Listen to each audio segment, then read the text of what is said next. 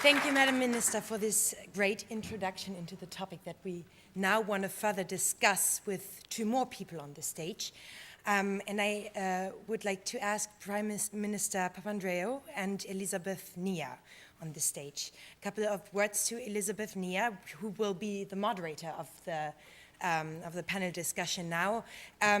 She is a political correspondent for Die Zeit, Germany's most successful weekly newspaper, covers social and economic policy matters, and has been a Bucerius Fellow at Harvard University in 2011. Elizabeth, you have the floor. It's great to be back. It's even better to be in the middle of such a fascinating panel. Thanks you also from my side for your ideas and insights, which we will discuss in a minute. Before that, I have the pleasure of introducing this gentleman to my right, who most of you will know already as former Prime Minister of Greece, as one of the key people during the Euro crisis, but maybe also as an academic who is currently teaching at Columbia, but who has spent time at Harvard in the 90s, I understand, and is more or less moving in and out of America and living partly in Greece and in the United States at the moment. Mr. Papandreou is a truly cosmopolitan person. I may say you were born in Minnesota by an American mother and a Greek father who had to leave his country during the dictatorship. You went to school here, you lived in Sweden, you went to university in Stockholm and studied sociology at the London School of Economics before you became a member of parliament in Greece in the 80s. Something you both have in common is that you do not only know Europe, you're two Europeans, but you also have the outside view. You spent some years in California at Stanford, 4 years, I understand. But also that you have moved in and outside the world of politics and academia, and also that you both have politics in your DNA. Your father being a former governor of the state of Lower Saxony, and both your father and your grandfather having been prime ministers of Greece. What's different is that you started politics also very early. At the age of 36, you became Minister for Education and Religion. But then your main focus has been international relations. You were Minister of Foreign Affairs in Greece, which is in a way the opposite direction you're moving. You started in social politics, and at the moment the mission of Ursula von der Leyen is, among others, to push the international dimension of social policy a little forward. And one of the things that's going to happen the first time this year is that the Ministers of Labor, including you, will be part of the G20 conference in Moscow. So there's, and maybe it's also interesting that you're a socialist, for a long time the head of the Socialist Party in Greece, the PASOK, who had to make harsh reforms in the welfare state of Greece, while you are, at least by German standards, a conservative or a member of a conservative government from a German perspective, and at the moment you try to introduce a national minimum wage and try to expand pensions for people, for low-paid workers. So somehow you both move to the center, but you come from different directions. That being said, let me begin with one thing that struck me about your speech, Mr. Papandreou. My impression was that this was a very optimistic picture of aging Europe, which is a little counterintuitive to what you read in the American media, and it's also different from the narrative we are used to, or were used to a long time in Europe, which is, in a globalized world, we cannot afford the welfare state we're used to. We have to cut back in order to be competitive. What do you think? Was this the wrong story? Did we overestimate the costs? Is Mrs. von der Leyen right being so optimistic, or is it just the view of a German politician who is in a strong economy at the moment, and is a Greek perspective quite a different one? What do you think? Well, first of all, it's an honor to be here, and very glad to be with you, Ursula, and you, Elizabeth. And of course, your mention of a caring society is very important. And I think this is also what we need to bring back to our European discourse, because this is part of what Europe is. And me being Greek and you German, I think also, and being at the same table shows that this is the optimistic view of against a resurgent nationalism we are seeing also in some parts of our societies, which is deeply has undermined the European concept. I believe that we can be optimistic. This is what Europe is. I mean, I think if you're in politics and believe in change, you are optimistic. But that also means that you need to look and see what the alternatives are. The second chart you showed, which showed how much the demography is going to change in other countries like China, where the population will age, the population will also grow. And the population will also not only grow, but we will deal with a major issue, which today, but the younger generation even more so, the climate change issue, which will be burdened even more by the huge amount of, the greater number of people. We will need a form of welfare system. Now, what it exactly will look like is a different question. If I look at the welfare system in Greece, I don't think it was a very efficient welfare system, and I think part of the problem is not austerity, but reform of the welfare system. But I just wanted to put it into a wider context if we talk about the West and the rest, if you like. Who is to pay? Well, one of the issues is that what is the comparative advantage of some of the emerging markets today? The comparative advantage is partially because, well, I may say this as a socialist, but I don't think this is something that is a European, if you like, acquis or a European belief. We don't have in some of these societies collective bargaining. You have very low labor standards. You don't have a welfare system, and that will be a problem for these countries as the population ages. You don't have, you have very low wages, and of course you have degradation of the environment. And sometimes even lack of basic democratic processes. I don't see that as a model. That becomes a comparative advantage for a period of time, but I don't see that as a model. And therefore I see that we need to look at, sometimes we look at things too much from our national point of view. We need to look globally and see the organizations such as the WTO, the ILO, and so on, to increase the well-standing of other countries, which I think will allow us to be more competitive from our side. Secondly, I think this competitiveness advantage right now in a globalized society also brings out a lot of resources which we are losing. I'm thinking of tax evasion, for example, which is not simply a domestic problem in Greece, but it's the fact that many people can move their money very easily from one country to another, and much money is being lost, is actually being robbed from our revenues for a welfare state because of a globalized society which does not have global rules and tools at this point. So I had many times when I talked at the European level in the Council talking about fighting tax evasion. We had to do our responsibility in Greece, and much has been done, although much needs to be done. But we really haven't been able to deal with this loss of revenue at a global level, which would be used for growth and also for, I believe, strengthening the welfare system. So I think if we look at these options, and there are much more one can say, I think that the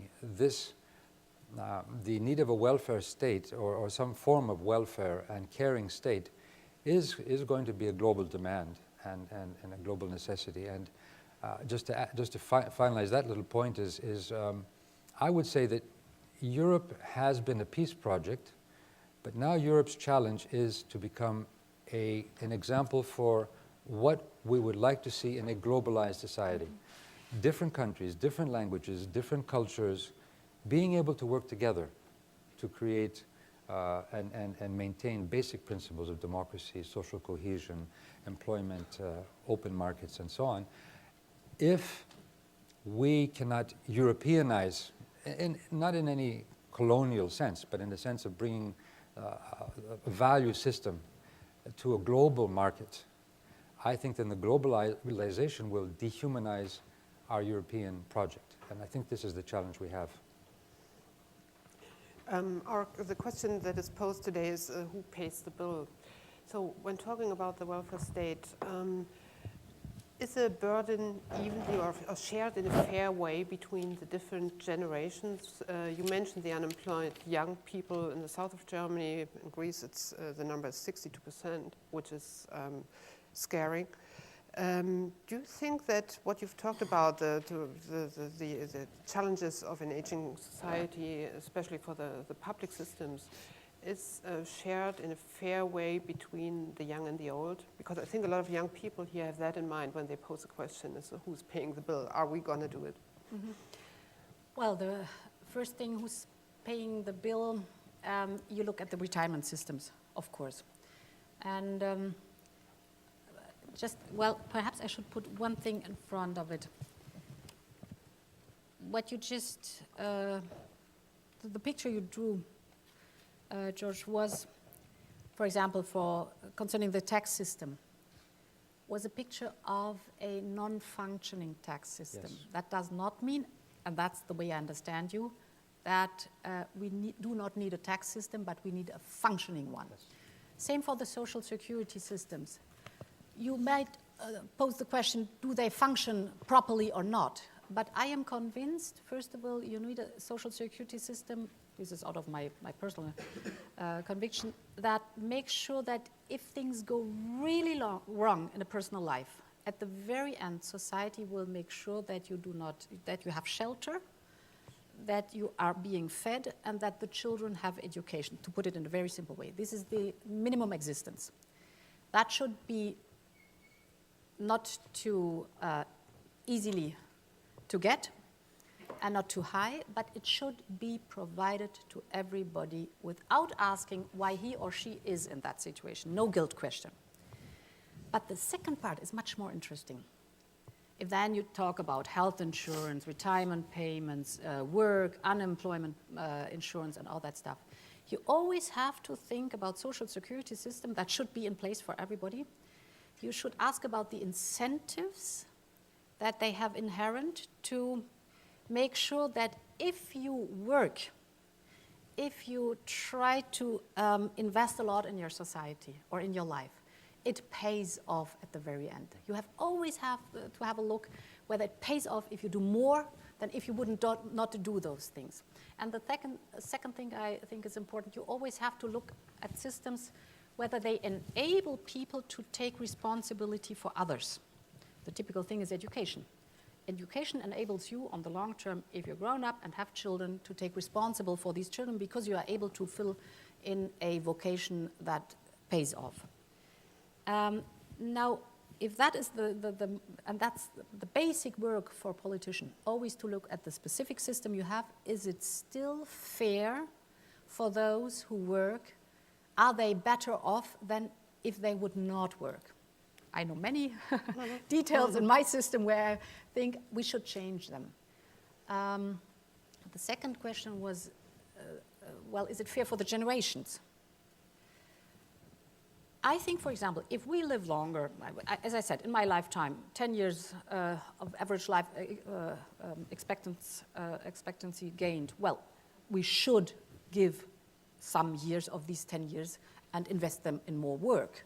This is something which should be absolutely normal for my generation. Although we are shouting about increasing retirement age in Germany now 67, people say this won't work. Sure, it will work. Because my generation is in a physically totally different state than, for example, the generation of my grandparents.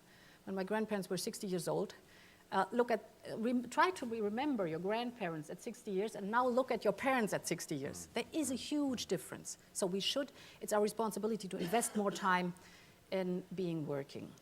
Then, of course, you have to balance the cost burden for the young generation. In Germany, we reduce the pay-as-you-go retirement pension system in its level so that the younger generation, that is a smaller one, doesn't have to pay so much. This imposes on the older generation, my generation, to care for a second pillar, which is a capitalized retirement pillar you have to build up. Doesn't work too well at the moment being in Germany, but this is the theoretical model behind it. So you always have to look, indeed, to have a fair share. One more thought, perhaps at the very end. You and us, my generation, we had the enormous privilege of peace and education. I mean, if we think at me, I'm at my parents' generation and you at your grandparents' generation, this is quite a difference. So we have a huge asset we've gotten through our countries, having access to all these things, which I think we should always keep in mind before we are complaining about having too much to bear what the care for our parents is concerned. That's my attitude toward my parents, for example. I know what I have gotten just by having peace and education. Let's look at the young people for a moment and stay with that. One of the answers that you suggest for the problem of youth unemployment, particularly in the south of Europe, is that young people move, for instance, to Germany, to areas where you have more jobs, job opportunities. When you started to promote that idea, there's been a lot of criticism, particularly from Spain, but in Spain, but also from other countries, criticizing the brain drain involved. The discussion has changed a little bit in Europe, but I would like to know how you see it. Do you see it as more like an unfair situation where the best and brightest and the talent leaves a country like Greece in order to work in Germany, and our economy has the profit? Or is it a win-win situation for everybody involved and something we should get used to in a united Europe, the same way as Americans are used to the fact that people from Minnesota move to California and back? So what do you think? Is that a good way to answer that problem? Well, it's not an easy yes or no. I would say that first of all, it would be a blessing if we didn't have this pain in Greece, which is, and if we had made, I have always said we needed to make many reforms, whether it's in the welfare state, whether it's in the public administration, whether it is in making our economy more competitive or training, which we took many years not to do. Now we are in a process of deep austerity, but again, I would say that the real issue is making sure that we have reforms so that we are more effective. And I can, we have reformed, for example, the pension system very much. Where do you see Greece in this process at the moment? So in Greece process at the moment, well, I think there is a bit of a mythology that Greece has not done much. Well, if you take the OECD statistics, first of all, when Greeks are portrayed as lazy, they just happen to be the hardest working after the South Koreans in OECD countries. Well, we didn't say that, did we? No. But I get that question quite often. Okay. I just wanted to answer it because I know it's sometimes in the. But then there's also a question: you have not made reforms. Well, if you look at what OECD has said after 2008 to 2011, they came out with a chart of all OECD countries who has made more reforms. Obviously, we had to make many reforms. We are number one. In Greece, as far as reforms of this. One of the areas of the pension system, which is basically to help the younger generation. So we have made something similar to what the minister mentioned, a basic pension, but then on a reciprocal basis, if one works more, if one has more, one saves more, one can then have a higher pension later on. We have consolidated something like 30 different pension systems into one, funds. We have cut out a lot of the waste. There were a lot of benefits that were given to people who were not accredited to have pensions.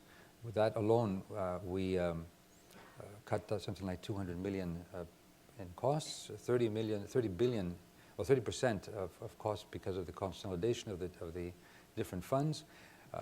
We put medical prescriptions online. Immediately that cut the cost by 35%. So these are reforms which we made to make the system more efficient. So the values are to create a strong system. The ways we are doing it is of course, we have to be somewhat innovative in which we're, but the pain is there, and the youth are looking for jobs. I would like to be able to say that they could find them in Greece, but at this point, without the necessary investment and with the insecurity, they would be looking abroad.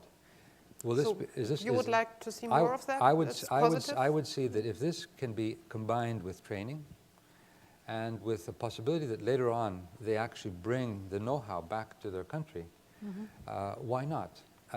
And secondly, I also believe that we're talking about a generation and the type of production, you were mentioning it with the engineering and so on, where we need to have a working force which is much more creative, much more innovative. And I believe that the more multicultural working force will be, by definition, also more innovative, learning from each other, learning from different cultures. We talk a lot about diversity in management, but you think it's as important in the workforce? I think it's important, very important in the workforce, and it's also important to strengthen the European identity, which has been hit in many ways. If we want to move forward in the big project of a fiscal union, an economic union, a more social union, more democracy at the central level, the Agora, as Habermas has talked about, and so on. These are things we need to create a sense of identity amongst our youth. I have talked about a lot, and I know that the minister here is also thinking about this, of special programs for youth unemployment around Europe. I've looked at some of the statistics. There is an interesting report which tries to estimate what is the cost for our societies as a European, for 27 members, of the NEET, as they call it, the not in employment or education or training. And of course, one of the countries that's hit most by that is Greece, but there are others too. And they say that the cost is something like 153 billion we are losing because these people are not productive. So to create a program, let's say of 1 or 2 billion or 3 billion, like an Erasmus for all or an Erasmus for the unemployed, where we could say that an unemployed in Greece will get some form of a scholarship, a voucher or something, of course monitored, to be able to train on the job or just in one Fachhochschule or something like that around Europe, in a place of choice, I think would be something very important now and could be quickly organized and would also create a very strong European identity. But I think these are the types of programs we need to push quite soon, because the social tensions, you mentioned 63%. I mean, can you imagine a younger generation which will be lost? Because it's not simply that they are not finding a job. They are not in training, they are not in education.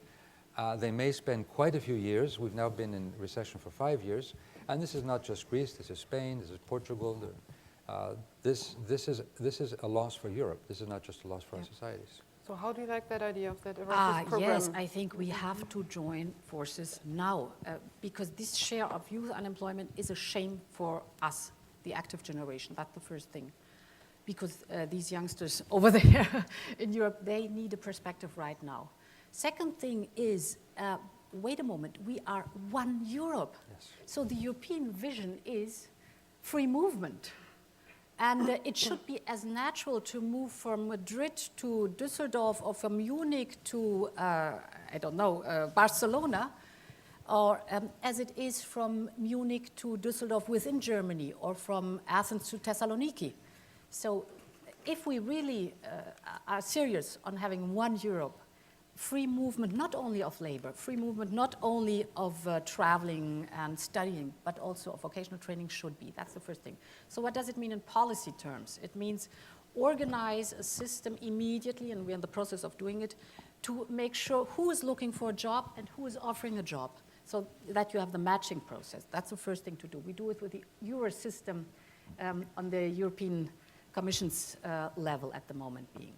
Second thing is, it should not be a one-way thing, because otherwise you have only a brain drain from the south to the north, basically. What we should do at the same time is export the franchise model or the blueprint of vocational training to the countries who do not have it. So to build up the structures that on the long term there is vocational training. How do you do that? Well, What I do at the moment being is I have agreements with my colleagues in Spain, in Italy, in Portugal. We ask employers that are in that country, specifically employers who have experience in Germany too, who have firms in Germany too, to offer the vocational training. We ask the community college, that is the government side, to implement the training, the theoretical training.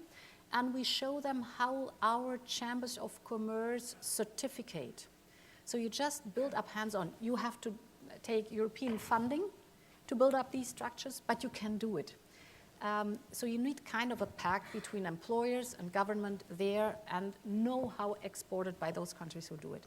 The third thing, which I think is the most important, specifically you, the young people here in that room, having, for example, I was about to say Stanford. That means you feel at home, which we like.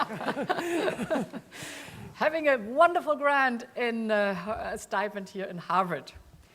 When you come back home, I know that out of my own experience, you'll be humongous, enormous fans of the United States.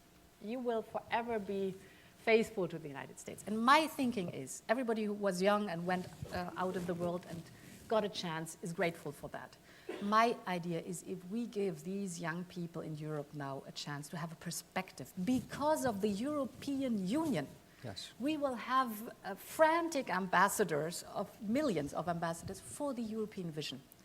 And therefore, we have to be serious now on just make it happen that these people get a perspective.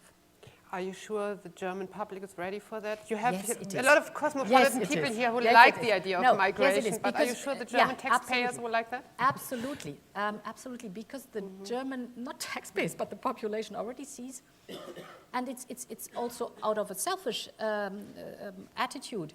They know that if vocational training jobs are not being filled anymore, it's a loss of human capital and education potential for Germany, but also for the European Union. So, as I said, use the open jobs right now that are there, fill them, but export the knowledge to the other side. So not only a one-way thing, but a two-way road has to be established and put in European funding and structures, and we do have them.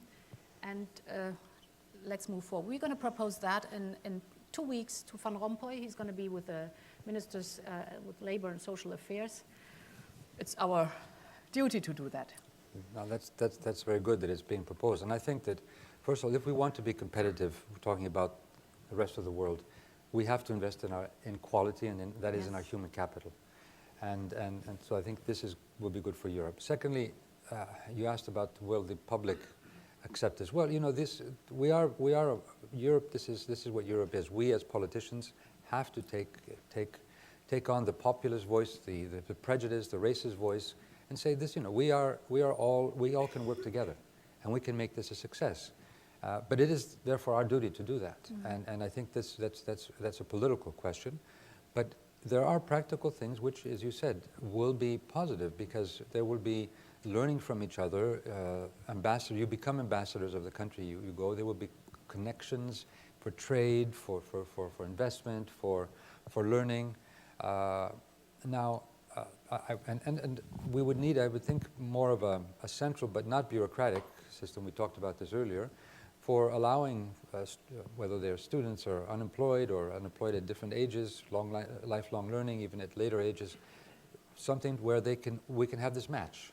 Mm-hmm. So somebody in Greece can say, okay, I want to learn this skill, and why not even think of the skills of the future when we're talking about this population growth and green technologies, for example. Why not Europe become trained in the new types of technologies, so that we really are ready when the climate change problems become much more difficult, and we will have to move into into more of a green economy and green energy. Let us see, why not strengthen that? Now, if we compare the United States, of course there are things that are different, and I think this will also show us the way we have to move. The United States right now has basically a common health care and Medicare system at the federal level.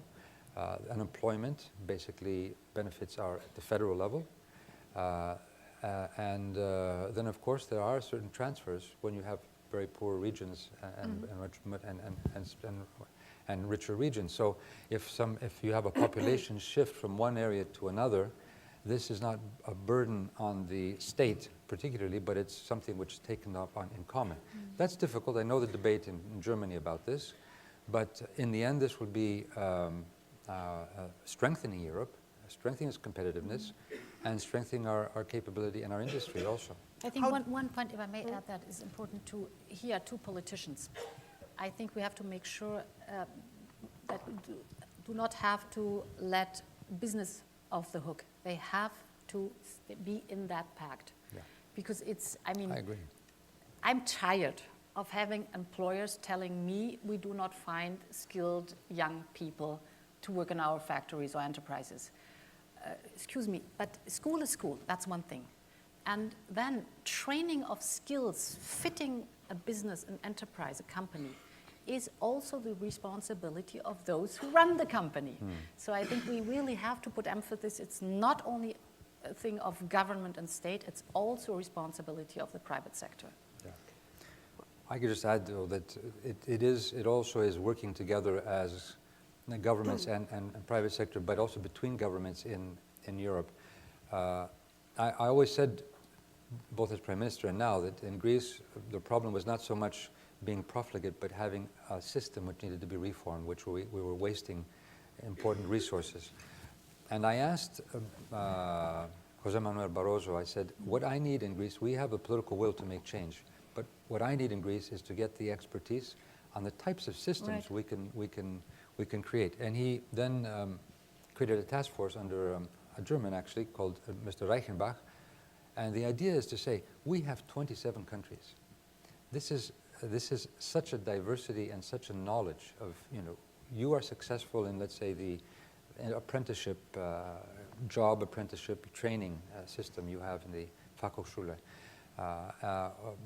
In Holland, it's ease of doing business. In Estonia, it's the e-government. So I said, let us use that to bring the best that we have in Europe and the best practices, and use this crisis as an opportunity to make Greece a well-run and very modern society in this area. So I would say this is where Germany could help, because you have this expertise and it's world-renowned. It's not just, we know it, I mean, anywhere you go in the world, it's well known that how you have been able to combine this job and vocational training system. Let's see how this can be done in a way which will allow us to reform our systems also. I would love to come back to the idea of reforms and how they can be done in a minute, but before that, with language skills still being one of maybe the main obstacle to mobility and migration, how do you like the idea of having a European-wide program for enhancing English as lingua franca? For instance, all children who go to school have to learn English at the age of 6 in order to have more of a common language and also a common political debate in all countries, and to make mobility more of an option for more people. Well, even if it's dangerous to say so, as a German, the world leading language is English. So whether we like it or not, in Europe, on the long term, we'll speak English. That will be the leading language. I hope nobody tells my people at home that I said that. It does not necessarily mean that nobody speaks German anymore. So, on the short term, actually, when I'm talking about, you introduced the word Erasmus for vocational training. I'm up to date enough to know small and medium enterprises in Austria or in the Netherlands will be totally overwhelmed if we send them for the vocational training English-speaking Greeks. So this will be too much. So I think on the short term, what we have to do is, and we do it already in our ministry, invest in language classes to wherever country we want to go. For example, if a Spanish young person wants to go to Germany, teach them German, we have to pay for that. We pay for the traveling costs and all that stuff. On the long term, it's going to be English, I'm convinced. Yeah. I would have, I think that language training, this is a debate we've had in Greece too, but we have the certainly a second language in is necessary, is obligatory in Greek schools. And I would say this is a problem which is more, it happens to be more of a problem where larger countries rather than smaller countries. Smaller countries have a tradition Yes, because of the you're right. language to want to learn another language. So you have less of that type of problem, let's say in Greece, or let's say in Finland, or something like that, but you would have more maybe say in Germany or Spain. France. But you know, there have been, in ancient Rome, the language, the lingua franca was Greek. Then, of course, French became the diplomatic language. English now is there, so I don't think we should really be too worried about that fact. We just have, that's just a reality we have to live with. I have to ask you this question about reforms and how they can be done. I love you being so optimistic about what the way out of the crisis could be, but let's talk about the hardest part. You lost your job, you were voted out of office during the Euro crisis in 2011 because of the reforms that had to take place in Greece that you imposed. Is there a lesson to be learned for the rest of the world of how democracies can deal with situations like that? What kind of speed, what kind of communication do you need in order to survive? I think there is a lesson to be learned. Actually, I wasn't voted out of office. I decided that we needed a wider consensus. My first option was a plebiscite, and I think we would have won it. But there was reaction both from outside and inside Greece. So I said, well, I'd be glad to have a coalition government. And actually, the call for plebiscite helped me create a coalition government. And the coalition partners said, we will come if you are not the prime minister. And I said, I'm fine as long as the program continues, the reform program continues. Now, and it's continuing. No, we lost, I think, some important time because of elections and so on. But there is a slight difference, and sometimes there's a gray area, but reform versus austerity. Had we had more time, so it wasn't as painful as far as the cuts, and sometimes unjustly, because when you have an unjust tax system, but that's not a lesson to be learned, because you cannot influence how much time you have. So that's right. You don't really have a choice, well, do you can. I will take, for example, Per Steinbrück's recent statement in the Spiegel. He said that had Europe guaranteed Greek bonds at the initial stage, we may not have had a crisis at all. We would have to reform, but we could have done so with less pain and over maybe a longer period of time. The problem of the pain is that when you have 63% unemployment, first of all, you're not going to get out of recession easily. It becomes a vicious circle. And secondly, then people resist reform also. They will say there is no end at the light of the tunnel. But another lesson is that using what Per Steinbrück says, is the markets, they have a herd type psychology. When things were going well, you created the bubbles. When things were not going well after 2008, any risk, any small risk, the herd would start stampeding. So what we needed is, as governments, to create a sense of security and trust in the markets. I think we took a long time to do this, and we would end up having decisions. I remember at the European Council, actually I talked to Angela Merkel. She said, we have 10 minutes. I said, why do we have 10 minutes? She says, in 10 minutes, the markets in Japan open up. It was Sunday night. So we are under pressure as democratic systems to make decisions very quickly, without deliberation, without in-depth discussion. That is a question of democracy. And I think there is a big question now in our globalized society. But I think that's why we need to think, that's why Europe is so important, because Europe is an experiment in different countries working together beyond the nation to say, let's find some rules and regulations where we can be stronger. We can pool our resources. We can deal with these crises. It could be a climate crisis. It could be a financial crisis. It could be a migration crisis. It could be a conflict somewhere in the world.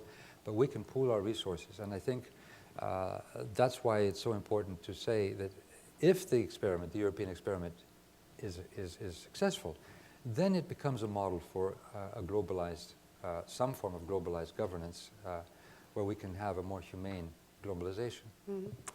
But it's a very interesting remark because it shows what we've experienced the last 2 to 3 years, that the force of the market, which is basically the question, will investors invest in specific European countries or in Europe.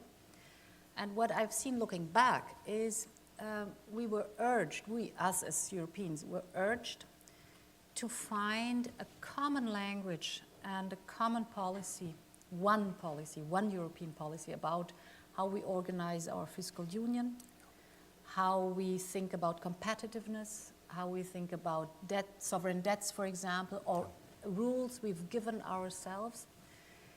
It has been very, very tough and will be tough for a while still. The interesting part concerning democracy within this picture was, if you look at Spain or if you look at Portugal, although the first government starting with reforms that were necessary because the markets pushed or just didn't invest anymore, these governments were washed away.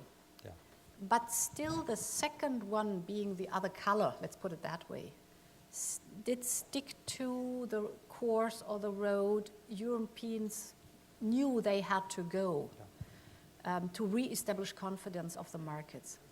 And this, I think, is a very valuable lesson to learn, that the responsibility of politics is, even if it might cost you your job, to try to do the right thing, specifically in a crisis situation. If you're not in a crisis, it's easier just to linger from left to right and do all the things you promise. But it comes down to the responsibility, whether you take it or not, in a moment where the crisis hits, to do the right thing, although you know it will cost you your job, and that's why I have a lot of respect what you did, because you just are the example for that. Thank you for that. I realized that 1 year on, and I actually said this publicly, I said, I don't care if I am re-elected, but I have to do what's necessary. I do think, however, that still we had more margins of maneuver had we been, because this was an unexpected situation for all of us. Even the organizations such as the IMF had never dealt with a country with high debt in a currency union. Yep. And so these are some of the problems that we had. And of course, in Greece, I think that we had more a problem of reorganizing our public administration. As a matter of fact, there is a Brookings Institute report which says if we were as transparent and efficient, if you like Sweden or Netherlands, we would have a gain of 8% GDP. So we would almost have solved our deficit problem. So this just shows that this is not just simply cutting wages and cutting pensions. It is actually reforming a whole public administration system, which takes more time. When you don't do that and you cut the wages and the pensions, you end up, the inequalities that are existent in the system then are very often portrayed in a much starker way for the poor and the middle class. And that, I think, is what we are seeing in Greece as a problem. But I think that you say that Europe has helped us contain our basically, you see, even in the forces that are in the opposition in Greece, that they say, yes, we want to stay in the euro, we want to maintain this European project. And I think if we look at your question of democracy, it's not a question whether does democracy function or not. It's a question of whether how you live that democracy. So living in a democracy in Europe, for example, the process is the democratic parties, or the parties being involved in a democracy, have the duty to find a consensus on the major problems, the major topics within a country. So the closer you are together in what has to be done, the better off the country is economically, socially, and the higher the probability that democracy will stay. Let's put it the other way around. If the political elites do not take their responsibility, but just are very selfish and populistic, the probability is higher that the country is not able to do the things that are necessary, independent of who is governing right now, and the probability is higher that radical parties grow, because economically and socially you will go down the drain. So democracy is not something, it's like Europe, it's not something that is basically there or not there. It's a question of how you care for democracy and how you react as a politician within the democracy. I see in Germany, for example, it's always worth what the European position is concerned, to find a broad consensus over opposition and government what Europe is concerned. Never ever leave this broad consensus attitude, because otherwise you cannot carry through these changes. The German population has been very skeptical at the very beginning, but I think looking back, because the political elite, regardless of what color, did argue in the same direction. This is good for Europe, and the long term, it's the right investment to react the way we reacted. The population or the people by now are convinced, basically, yes, it's okay, and Europe has its value that is more than the cost we invest right now. Yeah. I mean, I think we can easily agree on the value of democracy and how to impose reforms, but I think you are both also aware of the fact that in the rest of the world, some countries prefer to look at China as a role model, because you have high growth rates and decisions can be made faster, and Yes. for some, African countries, that seems to be the more attractive option. So what's your answer for people who see it that way? I think in the long run, the deepening of democracy is the answer.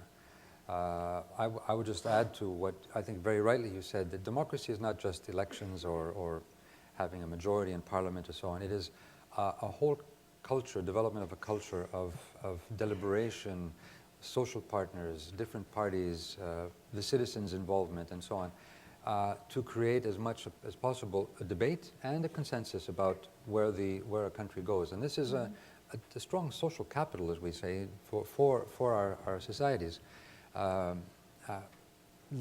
If you look at the countries that were hit by the crisis, in a sense, we are very young democracies, younger than, let's say, Germany, in a sense, because we were victims. We were on the winning side of the Cold War, but we did not go through the glasnost and the perestroika of reorganizing our state and so on. And I think that there's still more easy polarization, a state which is not as well organized, and this, I think, has come out, has meant that being in the euro without having these deeper reforms has papered over some of the difficulties we had.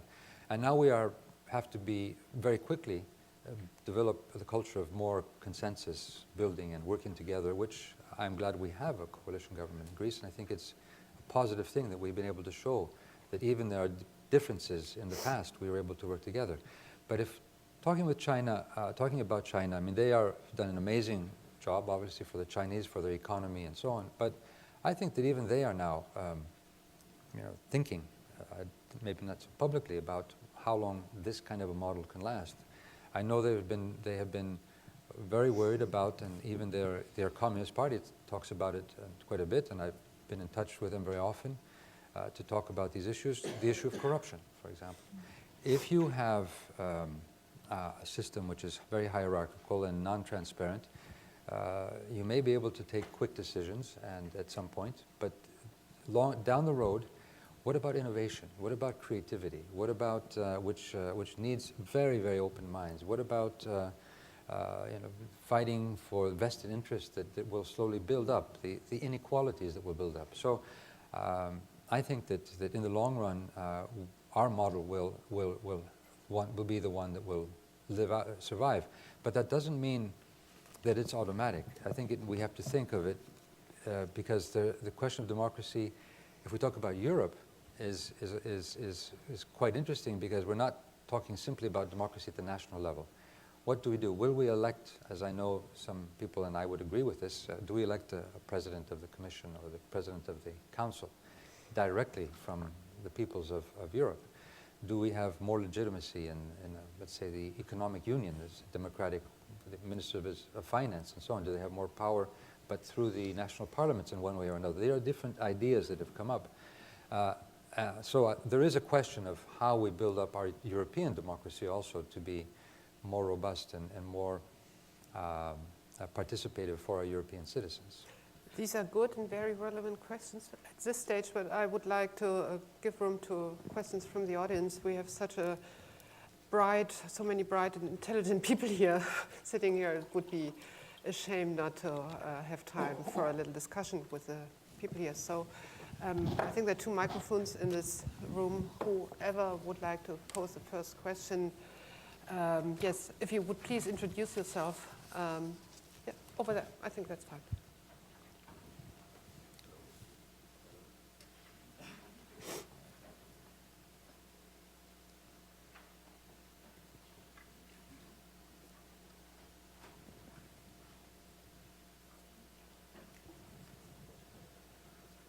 Okay, maybe we start with the other mic at the other time, and so you have some time to fix yours. Okay. Maybe we need somebody who likes to speak up. Speak loud, yeah. I can give it a try. Can you hear me? Yeah. So my name is Bernard Metz. I'm a former candidate for and now on the Vocational seat. Speak louder, say it loud.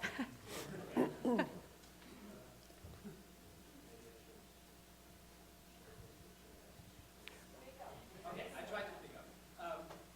So my name is Bernard Metz. I'm a former candidate school student and also a organizer of something last year and now on the Vocational seat.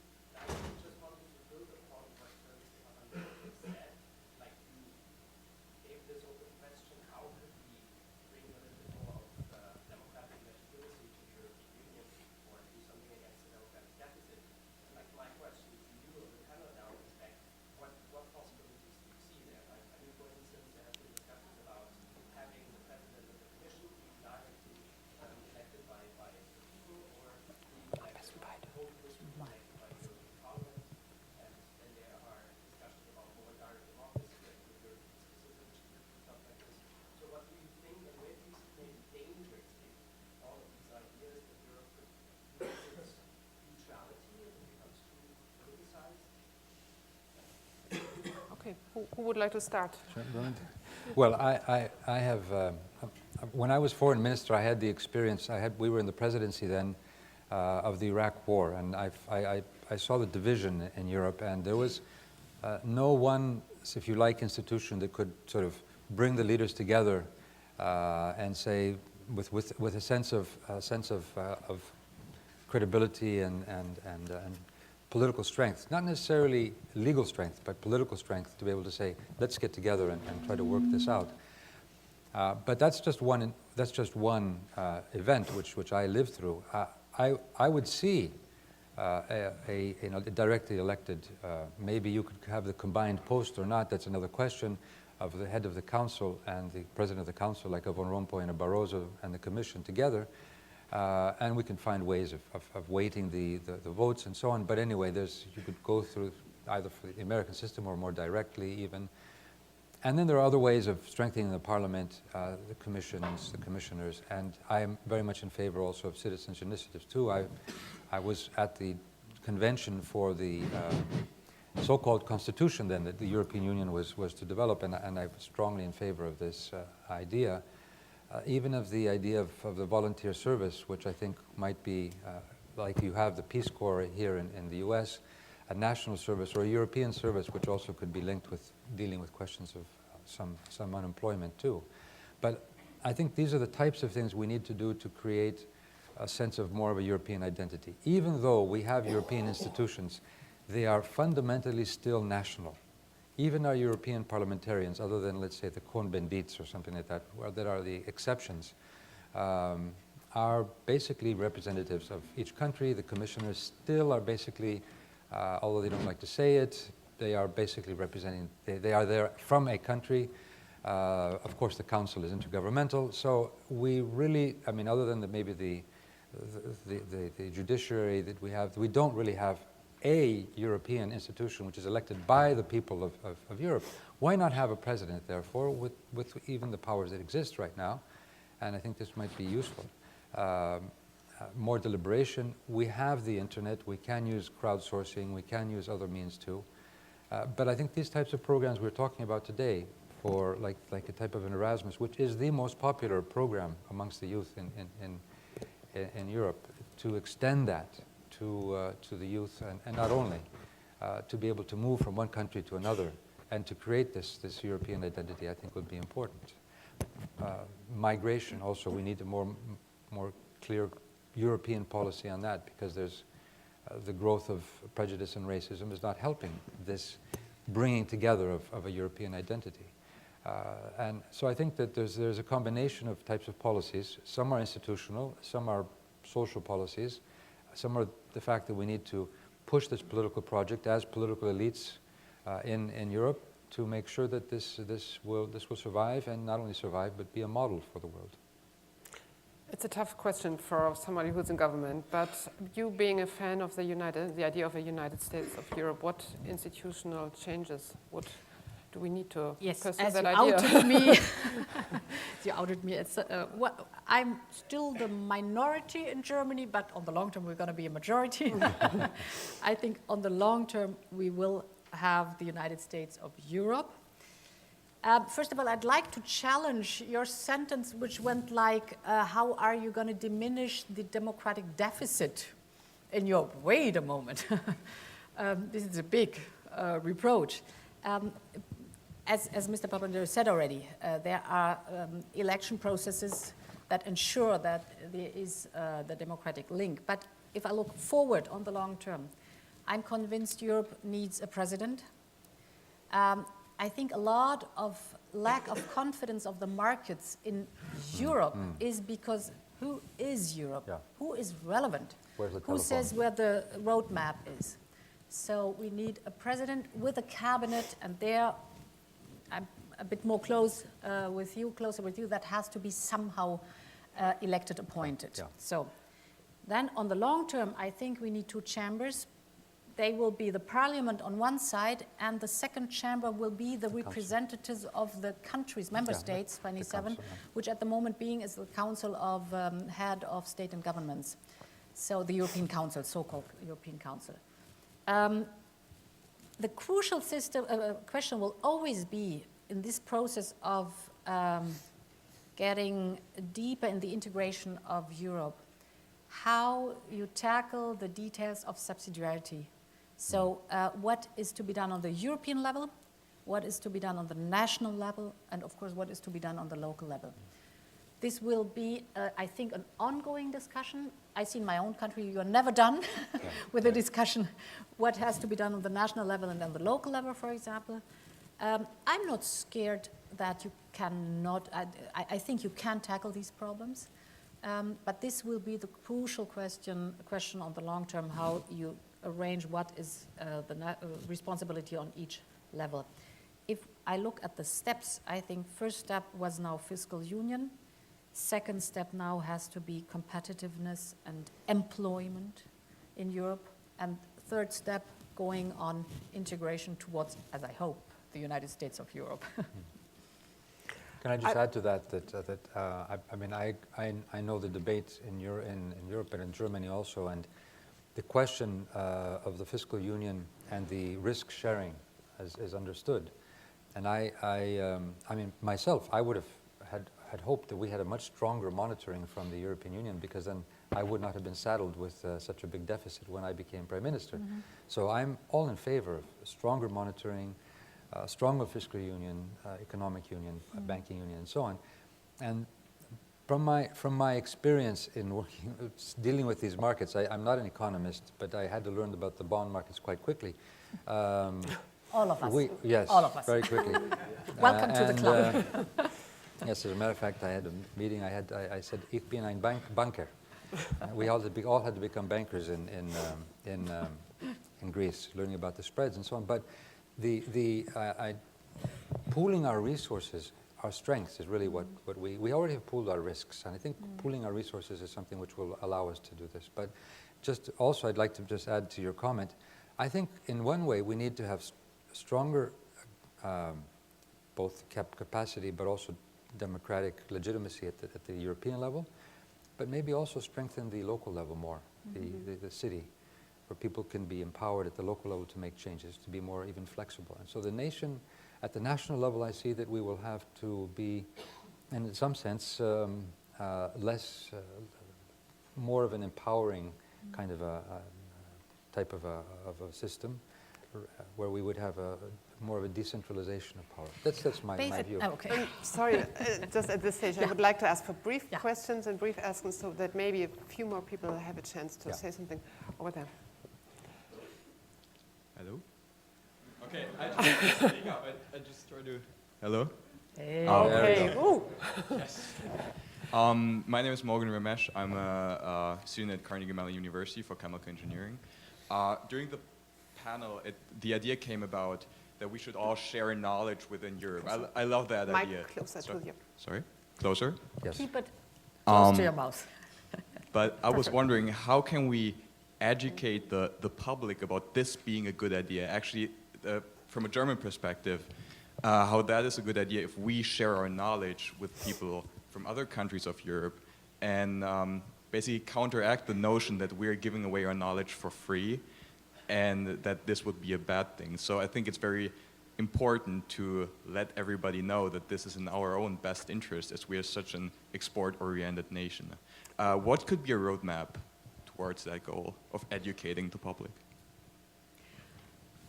Well, I think the very first thing is Erasmus for vocational training. We've been speaking about that. Another thing that I'm not scared about sharing knowledge, and I think we will gain a lot if we share knowledge specifically within the European Union, because this is the European experience we've had. For example, sharing a common market, sharing knowledge there too. This was, we had to give up sovereignty to the European level, but we did win way more than we gave up, presumably, to the European level.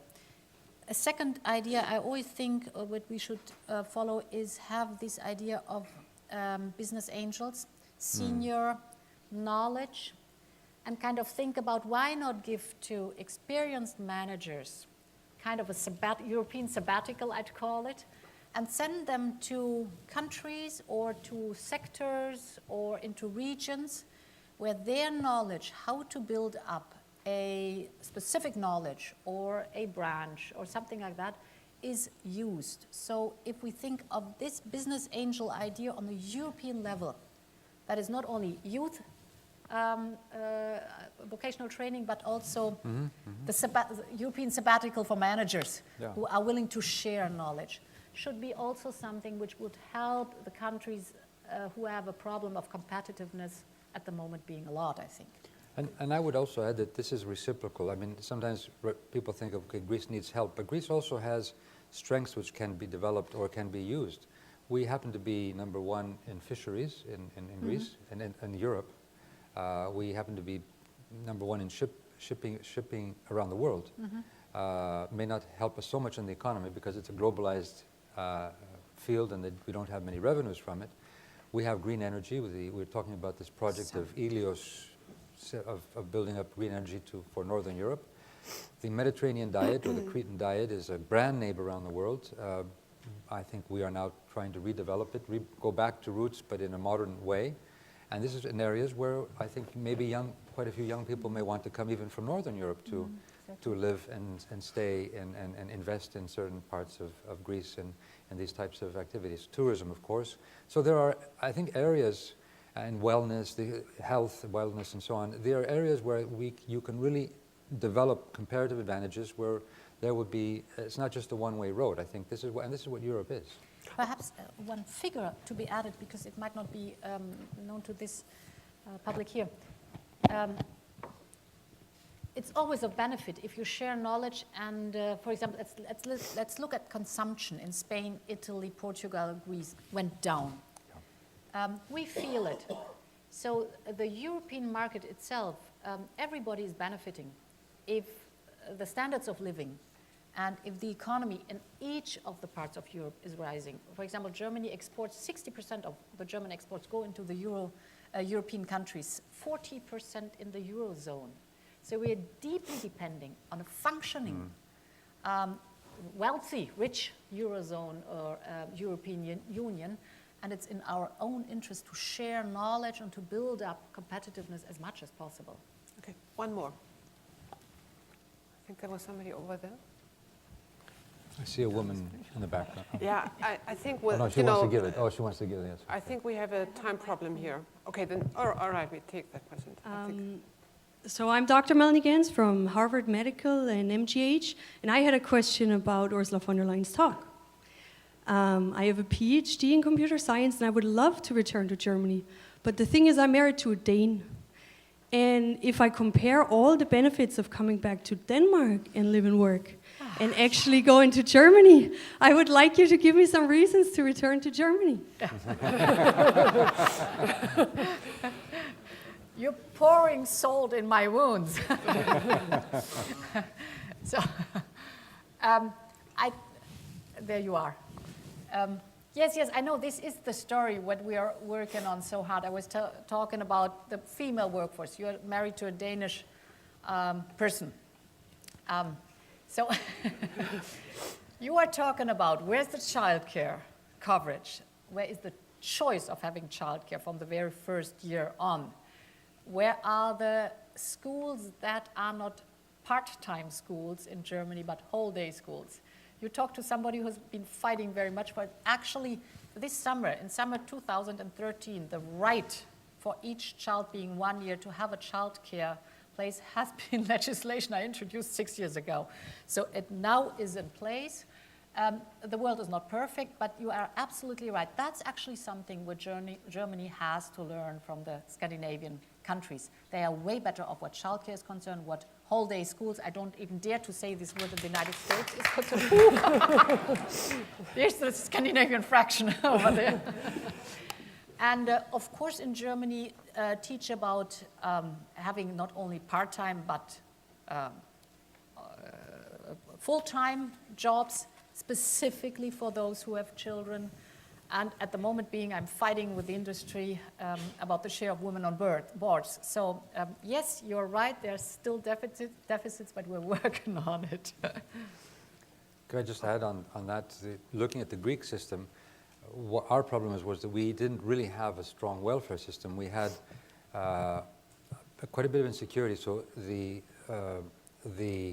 on the one hand, the private sector over time created tenured jobs, so that not many people could be fired because they didn't really have a network to keep them.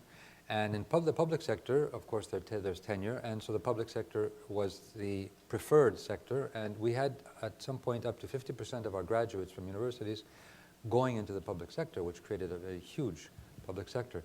So what we have to change if we go toward a Nordic system would be to say, okay, there is more flexibility with the corporation, the private corporation concerning hiring and firing, but we have a stronger, actually, welfare system which will allow for retraining or childcare centers or all-day schools and so on, so to make sure that people can actually change jobs, move up in life, not have this fear of innovation. So there is, and I think that combination, I think, although the Nordic model has its difficulties, I think and they have been not only been able to create a cohesive society, but also a competitive economy too.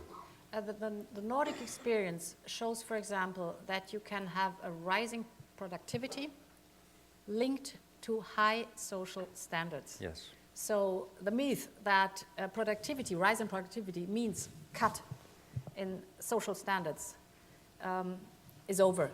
You see it in the Nordic countries.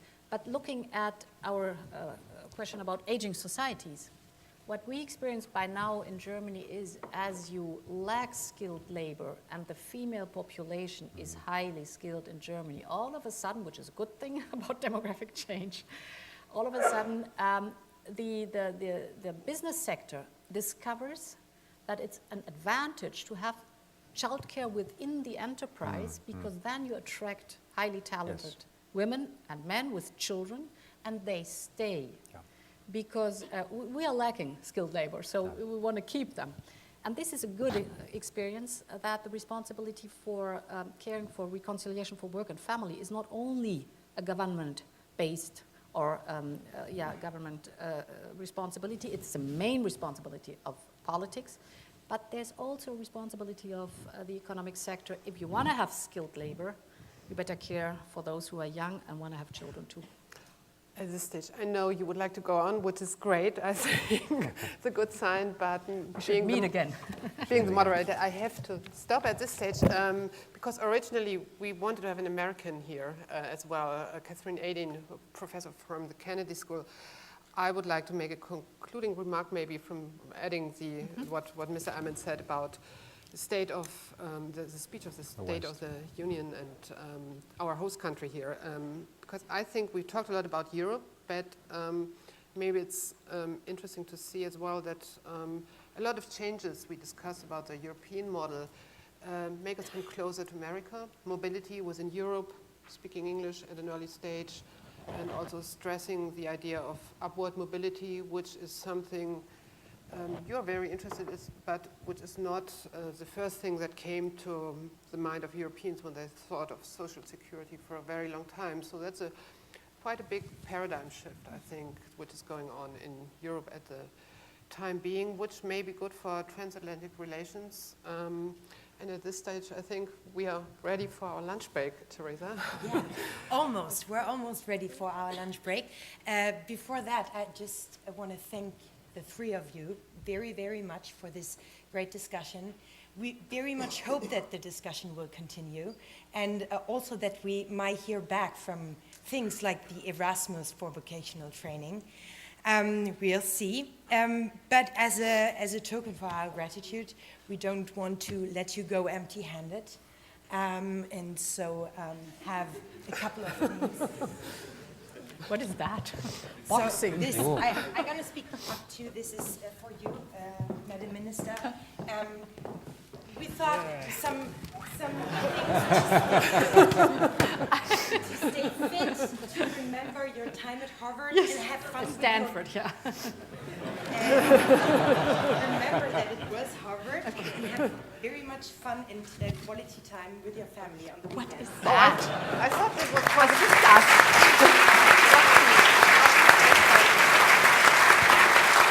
Das ist Rugby. This is for you, Mr. Commander. It's a souvenir from Harvard. Not exactly, you can use for... For any future difficult decisions to be made and to be signed, you will remember that we're standing behind you. Thank you very much. Thank you.